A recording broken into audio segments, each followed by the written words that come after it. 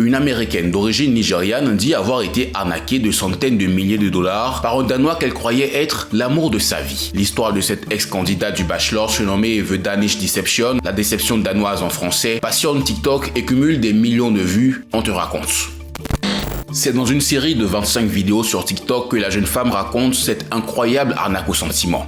Onyeka Iye, 31 ans, est née au Nigeria et a grandi et vit aux États-Unis. Elle s'est fait connaître en 2019 lors de la saison 23 de la version américaine du Bachelor. Depuis, elle s'est reconvertie dans l'immobilier. En juin 2022, Onyeka et une amie se rendent en Croatie pour des vacances. Elle y rencontre cet homme de nationalité danoise, grand, séduisant, des allures d'un mannequin Calvin Klein, dit-elle. Après plusieurs messages envoyés sur Instagram, il invite à le rejoindre pour un séjour, tout frais payé, à Monaco.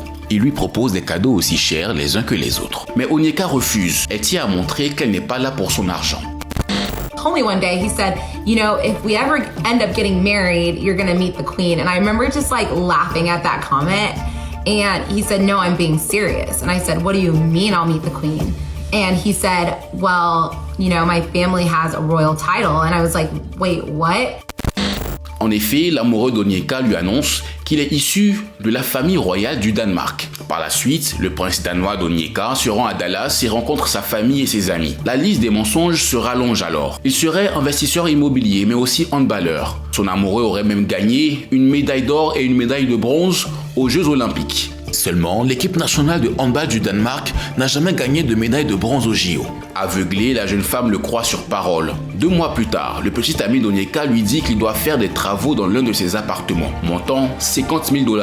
La jeune femme insiste alors pour l'aider et lui donne 6 000 $, le début d'une longue liste de prêts. Les tourtereaux s'installent aux États-Unis et se marient. Onyeka insiste pour une cérémonie traditionnelle au Nigeria. Son prince affirme que ses comptes sont gelés par l'administration danoise. Il emprunte donc de l'argent à la famille d'Onyeka pour financer le voyage, mais l'argent n'est jamais remboursé. Compte gelé, investissement qui tarde à arriver, les excuses se multiplient. Vacances à Paris, soirées arrosées aux bouteilles les plus chères, c'est Onyeka qui finance le train de vie luxueux du couple. Le prince danois ira même jusqu'à convaincre une amie de sa femme d'investir 300 000 $ dans son business de crypto-monnaie. D'autres proches de la jeune femme disent avoir prêté 200 000 $ en plus à son amoureux. Après de nombreux mois d'hésitation, l'amoureux d'Onyeka accepte de lui présenter ses parents. Elle découvre alors une maison familiale simple, très loin des dorures d'un palais royal. Quelque temps après, un soir de Noël, alors qu'ils sont au Danemark, un ami du mari d'Onyeka lui révèle que ce dernier est accro aux jeux d'argent. Elle découvre aussi toutes les sommes qu'il a empruntées à son entourage. Un détective privé lui révélera que son amoureux n'a aucun investissement immobilier, mais surtout